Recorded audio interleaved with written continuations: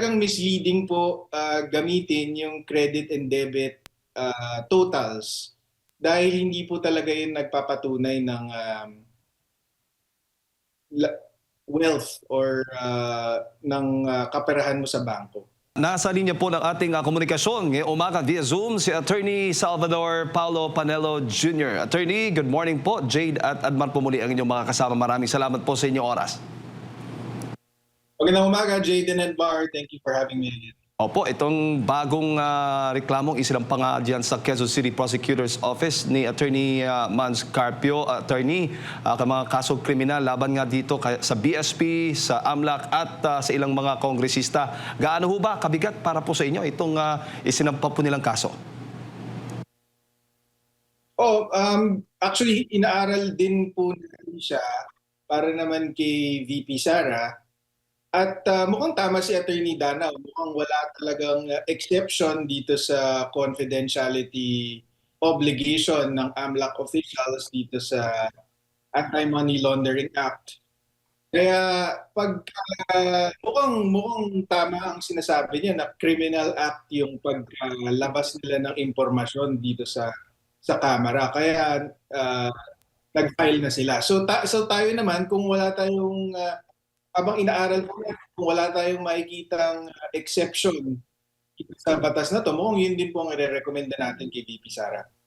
Speaking of exemption sa attorney, si Congresswoman Laila de Lima ay sinite niya po yung Section 2 ng RA 1405. May exception daw dahil yung mga kongresista dahil nagsasagawa sila ng impeachment hearing laban nga dito kay Vice President Sara Duterte. Sa tingin po ninyo? Attorney?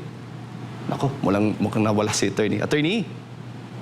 Ayan, balikan lang po natin si Attorney Panelo Jr., mga kapartners. Kaugnay nga po dito sa isinampang reklamo ng may bahay ni Vice President Sara Duterte na si Attorney Mans Carpio kahapon dyan po sa Quezon City Prosecutor's Office laban nga sa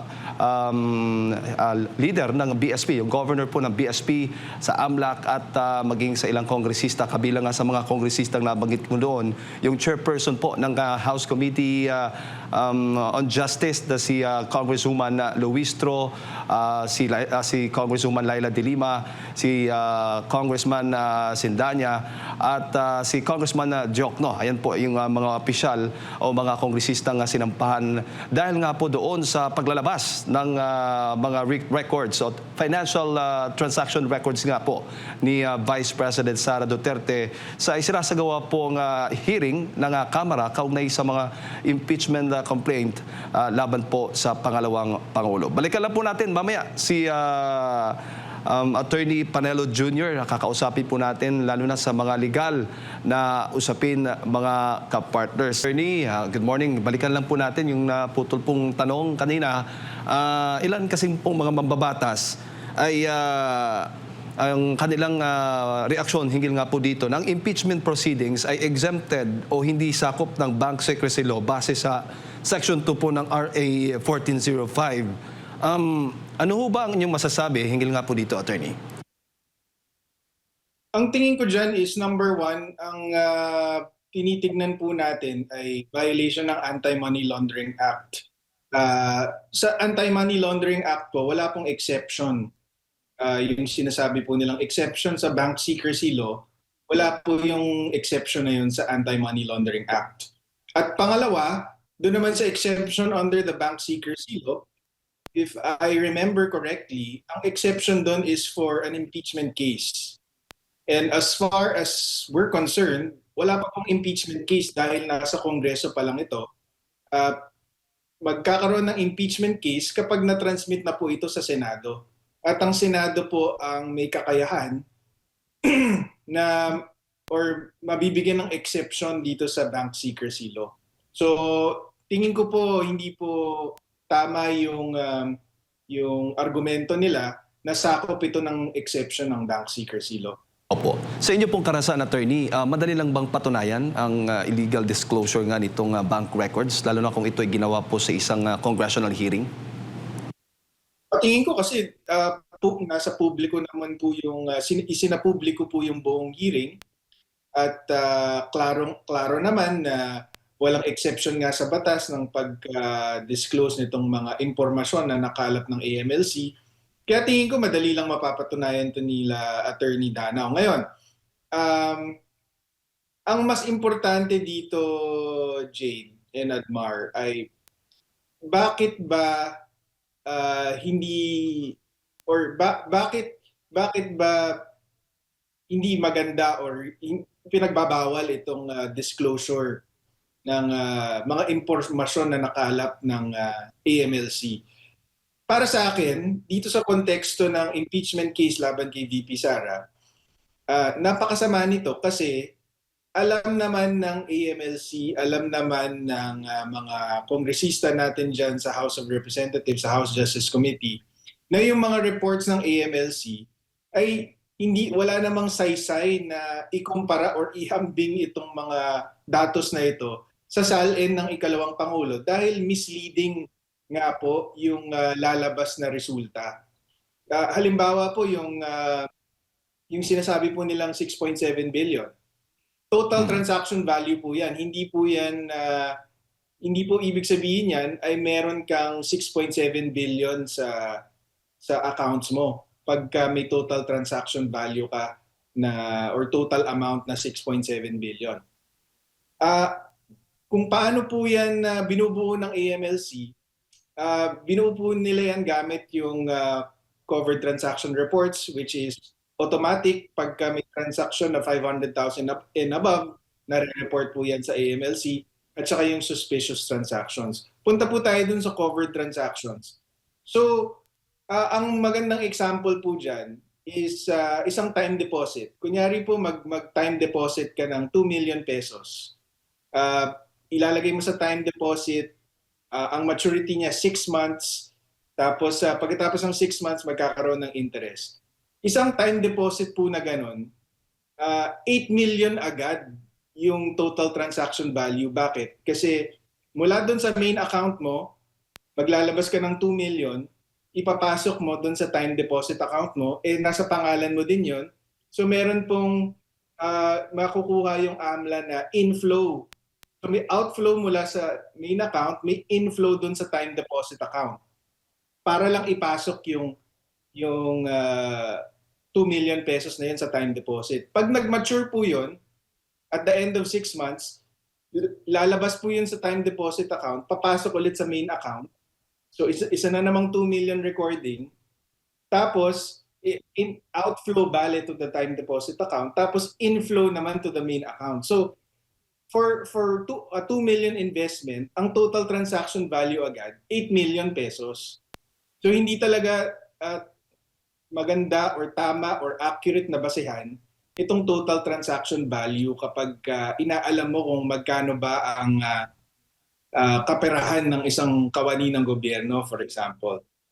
Tapos doon naman sa sinasabi nila na inflow minus outflow, meron po silang ganong argumento na sige, hindi accurate or hindi patas na gamitin yung total transaction value. Pero yung inflow minus outflow, magandang sukatan yan. Hindi rin po kasi ang nakukuha lang po ng AMLC is mga transactions above 500,000 pesos. Anong ibig sabihin? So, kung may pumasok ang 2 million, pero ginasta mo yung pera in increments less than 500,000 pesos, hindi po yun makikita ng AMLA. So, sa mata ng AMLA, meron kang 2 million pesos, pero in actuality, naubos mo na yung 2 million pesos, pero ang gastos mo less than 500,000. So hindi po makukuha yun sa outflow. Opo. Yun po yung bakit misleading itong paggamit ng AMLC reports para ihambing doon sa salin ng ikalawang Pangulo. Kumbaga, attorney, hindi ito sapat na ebidensya para maghinala ka na may unexplained wealth na ang Vice Presidente kasi kailangan pa talagang himayin. Hindi pa ito, baga premature pa para ilabas mo na sapat na ebidensya na ito laban sa pangalawang Pangulo. Para sa akin, hindi lang premature pero hindi how do you call this? It's not a proper tool to determine unexplained wealth. Kasi kung ihahambing mo ang salin kasi Jade, yung SALN kasi it's a statement of assets, liabilities, and net worth. Ililista mo yung mga ari-arian mo kasama na yung pera mo sa bangko as of a certain date, specifically December 31 of every year. So, yung December 31 of 2025, pwedeng kumita ka ng 10 milyong piso sa 2025. May pumasok na 10 milyong piso sa'yo. Pero pwedeng nagastos mo ng 10 million pesos by December 31, 2025. So sa SALN mo, hindi mo dedeklara yung pumasok na pera. 'Di ba? Kasi baka nagastos mo na by December 31, 2025. So para ihambing siya sa isang sa mga reports na ang rene-report ay labas-pasok, hindi po apples to oranges, hindi magandang gamiting basehan. At hindi ko lang po papangunahan yung impeachment defense team, pero ang alam po natin ay meron din po silang ebidensya na magpapatunay na hindi dapat, kasi may 6.7 billion po na sinasabing lumabas-pasok sa accounts po nila, di ba? Mukhang meron po silang ebidensyang magpapatunay na hindi po 6.7 billion ang pumasok at lumabas dyan sa mga accounts na yan. Opo. At sa madaling salita, attorney, kung may discrepancy man ang isang opisyal ng gobyerno sa kanyang SALN o itong sa kanyang AMLAC data, hindi automatic na ebidensya ng dishonesty ng graph o ng korupsyon.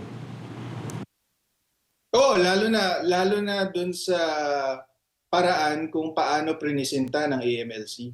Kasi yung prepare niyang summary na pilit ginagamit ngayon laban kay VP Sara, napaka-misleading po nun. At yung AMLC na po mismo, nung 2017 pa lang, nung sinubukang gamitin ito ni former Senator Trillanes laban kay dating Pangulong Duterte, naglabas na po sila ng official statement noon nung 2017 na talagang misleading po gamitin yung credit and debit totals dahil hindi po talaga yun nagpapatunay ng wealth or ng kaperahan mo sa bangko. Opo. Kung mapapatunayan, attorney, na may paglabag nga itong mga opisyal na kinasuhan ni Attorney Mans Carpio, ano po yung posibleng criminal liability po? Kulong po yun. Meron pong kaparusahan niya na kulong. Tapos kung hindi po tayo nagkakamali, meron din po yung disqualification from public service. Yes. Mabigat po yan. Paano po yung mga kongresista na kasama po sa mga kinasuhan? Sila ho ba ay makukulong din? O kung napatunayan po na tama yung teorya, yung legal theory at mukhang merong cooperation or participation itong mga kongresista dito sa paglabas ng impormasyon na to, mahatulan po sila ng guilty dito sa violation ng Anti-Money Laundering Act. Opo, pero hindi ho ba sila protektado ng immunity, parliamentary immunity, attorney, sa ganitong kaso? Tingin ko po hindi po pasok to sa qualified immunity ng mga kongresista dahil ang pinoprotektahan po nun ay free speech. Yung mga sinasabi mong opinion tungkol sa current affairs sa ibang tao, 'di ba? Pero ito pong pagsiwalat nitong mga misleading AMLC reports, tingin ko po hindi po sakop 'yan. At makikita po natin yung BIR commissioner, nanindigan po siya na hindi pwedeng ilabas yung tax returns nung mag-asawa or nung law office ba ni Attorney Mans Carpio, at kaya hindi nabuksan at least nung nakaraang linggo. So meron po talagang pananagutan kasi kung yung BIR commissioner ay tingin po niya ay may exception or wala naman pong liability, di sana binigay niya na last week. Pero nanindigan po siya na ayon sa batas, hindi po pwede isiwalat publicly itong mga dokumentong ito. Po. Bago ko ipasok kay Partner Admar, so may epekto ho ba itong kasong ito sa isinasagawang impeachment proceedings ng Kamara? Kaya ba nitong pahintuin o pahinain ang mga kaso laban sa Vice President? Yung paghihinto, tingin ko hindi mangyayari yun. Kasi ang criminal complaint, hindi naman yan makakapaghinto ng impeachment proceeding. Kagaya nung pagka-file natin ng perjury complaint laban kay Madriaga, hindi naman po yun yung objective nun.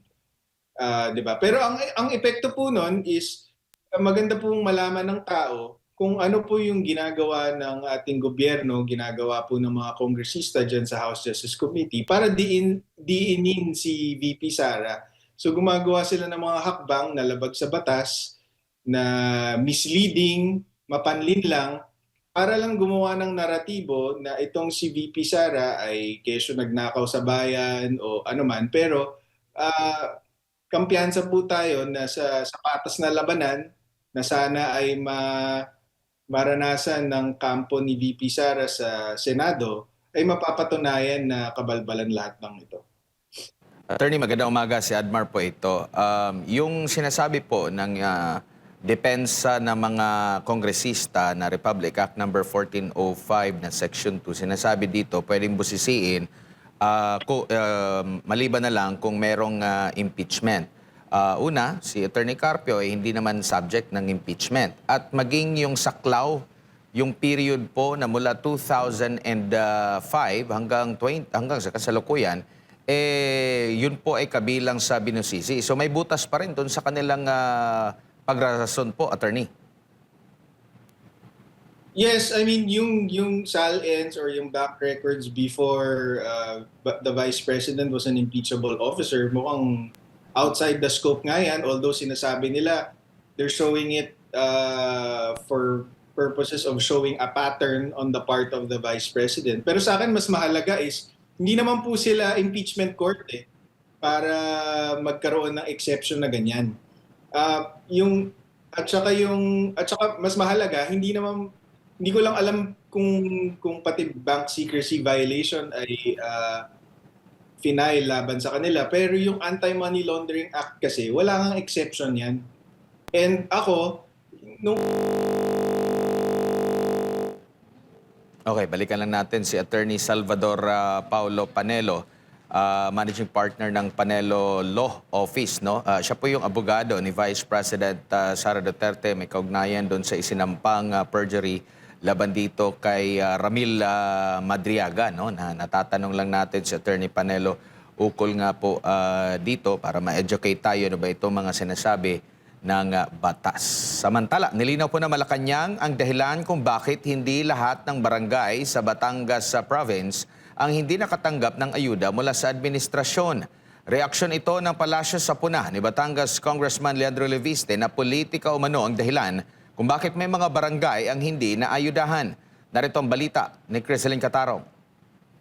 Na bawat barangay makikinabang. Pinuna ni Batangas 1st District Representative Leandro Leviste sa isang press briefing kamakailan sina Batangas Governor Vilma Santos Recto at ang asawa nitong si Executive Secretary Ralph Recto dahil sa umano'y problema sa sistema ng pamimigay ng ayuda sa ilalim ng Bawat Bayan Makikinabang Program.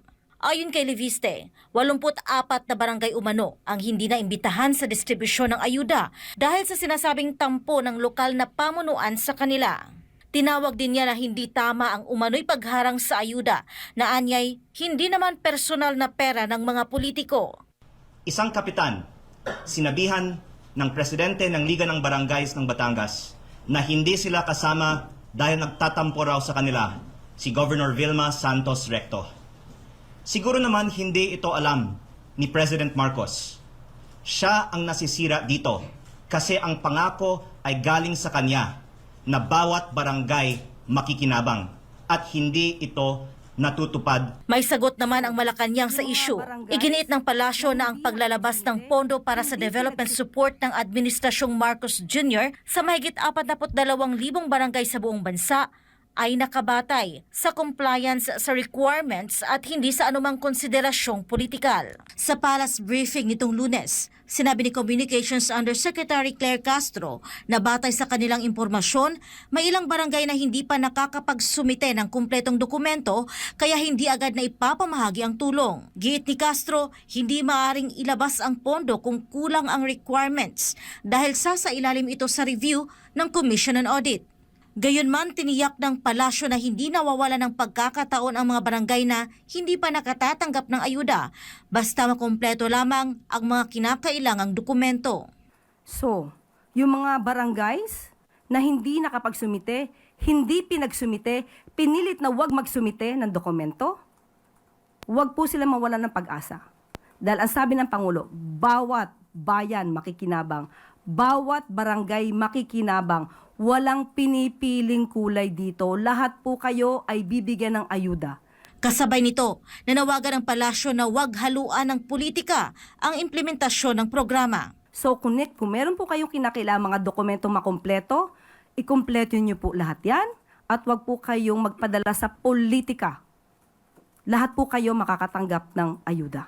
Samantala, hinarap din ng palasyo ang ulat na may pahayag umano si ABC President Fernando Rocafort tungkol sa umunoy pagpigil at pananakot sa ilang barangay officials na dumalo sa programa. Ayon kay Castro, nakababahala kung totoo man ang report dahil maaari itong makaapekto sa dapat sanang tulong para sa mga benepisyaryo. Kung meron mang ganito mga sitwasyon, hindi po naman kinakailangan laging preskon o resolution. Ang kailangan lamang po ay makipag-usap at magkaayos kung ano ang kulang para po ang taong bayan ang makinabang. Ang sabi ko nga po kanina, ang bida rito ay taong bayan, hindi ang politiko. Sa ilalim ng programa, makatatanggap ang bawat barangay ng 200,000 piso. Hahatiin ito sa dalawang bahagi. 100,000 piso para sa development at safety projects at 100,000 piso naman para sa finisher program ng mga graduating college students. Una na ring iginiit ni Executive Secretary Ralph Recto na malinaw na pagsunod sa requirements ang batayan ng distribusyon at hindi anumang pamumulitika. Samantala, nanawagan naman si Congressman Leviste ng investigasyon kaugnay sa umunoy diskriminasyon sa pamamahagi ng ayuda sa ilang barangay. Sa kanyang pinakabagong social media post, hinikayat ni Leviste si E.S. Recto na pakinggan ang testimonya ng mga kapitan ng 84 na barangay na umunoy hindi nakatanggap ng tulong. Binigyang diin ni Leviste na hindi dapat baliwalain ang usapin dahil tungkulin ng pamalaan na tiyaking walang pang-aabuso sa paggamit ng pondo ng bayan. Giit pa ng kongresista na kung hindi kaya ni E.S. Recto na gampanan ng tapat ang tungkulin nito, mas mainam na magbitiw na lamang ito sa posisyon. Para sa Diyos at sa Pilipinas kong mahal, ito si Creseline Catarong, SMNI News. Balikan po natin si Attorney Salvador Paulo Panelo Jr. Attorney, balik tayo.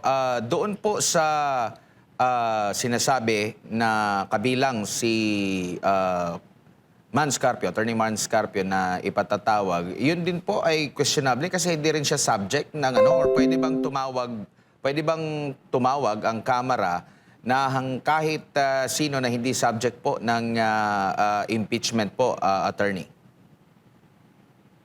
Meron bang ganong sinabi ang Kamara, Admar, na ipapatawag daw si Attorney Manscarpio? Yun ang naririnig po natin, Attorney. At so, kung sakaling ipatawag ito, maaari ba?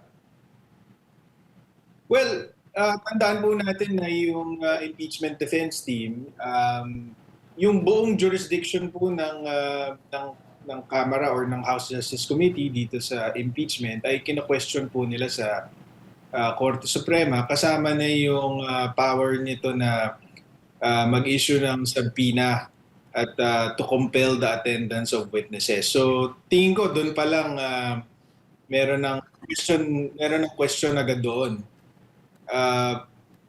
Yeah. So yun po ang tingin natin doon. Opo. And dito naman po sa side ni Vice President Sara Duterte, meron po ba kayong napapabalita na maging siya ay magko-question din or sapat na po yung naging hakbang din ng legal team niya sa impeachment dito or magdadagdag pa ba? Ano po ang nababalitaan niyo po, Attorney? Pinag-aaralan namin sa ngayon kung ano yung mga pwedeng actions to be taken by the Vice President. Tapos kapag tapos na kaming pag-aralan to, magre-recommenda kami. Tapos kasama na nga dito, inaaral namin itong violation ng Anti-Money Laundering Act dahil so far, sa pag-aaral namin, mukhang walang exception talaga dito. At reiterate ko lang yung sinabi ko kanina, nung una hindi ko masyadong maintindihan kung bakit, kunyari may exception ng Bank Secrecy Law, for example.